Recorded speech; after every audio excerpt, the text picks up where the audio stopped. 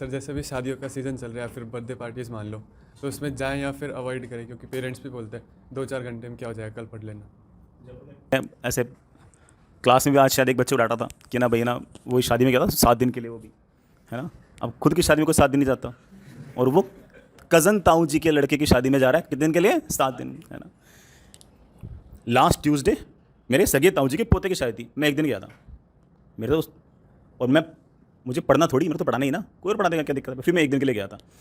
तो पहली बात तो ऑफ कोर्स है ना भाई, वो डेडिकेशन तो चाहिए ना कि हाँ मुझे ये वाला काम करना है।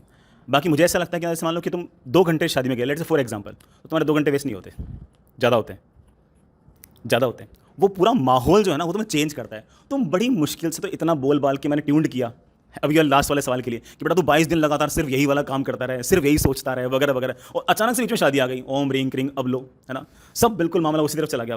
तो ऐसा नहीं कि सिर्फ बोलने में ऐसा लगता है कि 4 घंटे तो गए, वो 4 घंटे नहीं गए, और अब दिमाग में वही बातें घूमती रहेंगी कि वहाँ पर ये था, वहाँ पर डांस खराब था, वहाँ पर खाना खराब था, वहाँ पर पानी पता चलता ही नहीं, वहाँ पर वो नहीं था, ये नहीं था। तो दिमाग में और 50 तरह की बातें आती हैं। तो मेरे हिसाब से तो हमें, मैंने ज़िंदगी भर के लिए मना थोड़ी किया है कि ज़िंदगी भर बर्थडे में मत जाओ, ज़िंदगी भर ना शादियों में मत जाओ, मैंने ऐसा थोड़ी कहा। मैं तो सिर्फ और सिर्फ अगले 6 महीने मत जाओ।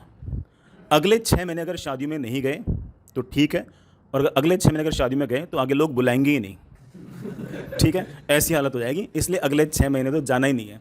मैं भी कह रहा हूँ, मैं इस बात को समझता हूँ। तो जयपुर का बेटा, मुझे आइडिया है इस बात को, बोलते हैं 2 घंटे में क्या बिगड़ जाएगा। अरे तो 2 घंटे तो जाएगा, फिर तेरे में तेरे साथ बोले कि देखो वहाँ पर खाना बेकार था, ये था, तेरी शादी में देख हम क्या क्या करेंगे, वगैरह वगैरह। तो इससे अच्छा उन सब बातों में फंसने से अच्छा बड़ा क्या है कि पढ़ाई कर लो। उस 4 घंटे अगर पढ़ेगा तो थोड़ा बहुत और आगे बढ़ेगा, और दिमाग में बातें भी सिर्फ और सिर्फ वही चलती रहेंगी।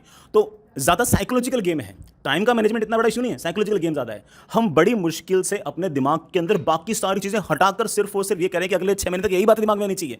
तो अगर हल्का फुल्का भी एट्रिशन आएगा तो हमें लंबे टाइम तक नुकसान करेगा। तो I have no issue with the time, I have the issue with the mind setup. हम जो दिमाग को एक्सरसाइज कर रहे हैं कि तो सिर्फ और सिर्फ यही बातें सोच, उसमें अचानक से उस एक्सरसाइज में एक विघ्न पड़ता है।